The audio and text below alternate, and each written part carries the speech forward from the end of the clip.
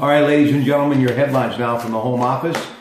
This, of course, Tuesday, February 13th, 2018. Rob Porter was involved in serious discussions to be promoted when he abruptly resigned from the White House last week amid allegations that he abused his two ex-wives.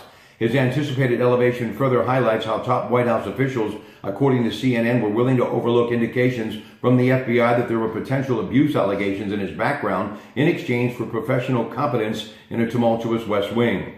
U.S. Director of National Intelligence Dan Coats warns today that the current risk of global conflict is higher than at any time since the end of the Cold War. Coats noted that U.S.'s adversaries, including Russia and China, will use several tactics, including cyber information warfare, to challenge the U.S.'s influence around the world. Nearly 3 months after his death, Charles Manson's body is still on ice in Kern, California, as at least 4 people fight to claim his body. 2 relatives and 2 other men who insist they have the only valid Manson will have been waging legal battles in 2 California counties for the right to the notorious cult leader's body and estate. Several Russians who had been hired as paramilitary contractors were among more than 100 men killed in U.S. airstrikes in northern Syria. The men were working for a private Russian company called Wagner, which had sent hundreds of private contractors to Syria to help both the Russian military and pro-regime forces. Think of it as Blue Apron for food stamp recipients. That's how Budget Director Mick Mulvaney described the Trump administration's proposal to replace nearly half of the poor Americans' monthly cash benefit with a box of food. It would affect households that receive at least $90 a month in food stamps, or roughly 38 million people. USDA America's Harvest Box is a bold initiative approaching to provide nutritious food to help people who need assistance feeding themselves and their family.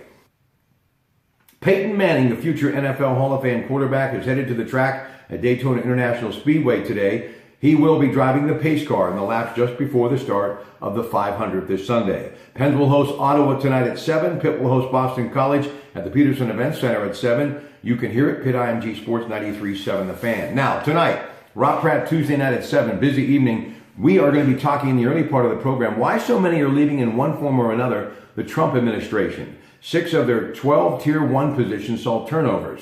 Reince Priebus, Chief of Staff; Katie Walsh, Deputy Chief of Staff; Sean Spicer, Press Secretary; George Safakis, Assistant to the President and Director of the Office of Public Liaison; Michael Flynn, National Security Advisor. By comparison, President Obama lost 1 advisor from Tier 1, Greg Craig, from the White House Counsel. We'll talk about that tonight. Then we continue about bringing jobs, and good paying jobs, back to working class, middle class Pennsylvanians. He is a man, state representative for many years in Harrisburg, and now the young man from Beaver, Pennsylvania, wants to be a U.S. Senator. And he's in the midst of a very busy primary season in the early stages. And we'll talk to Jim Christiana in the 8 o'clock hour tonight on Rob Pratte Tuesday night. And of course, the same conversation that we had last night with State Senator Scott Wagner, Republican gubernatorial candidate. And about a week ago, we had the same discussion with Congressman Keith Rothfus. So we'll continue to make Pennsylvania think why it's still a great place to live and work. It's all about creating an economic stimulus, and you do that by creating jobs. More discussion tonight, Jim Christiana in the 8 o'clock hour. And then at 9 o'clock, the flu season. It has been bad. From the Allegheny Health Network, Dr. Edward Snell will join us.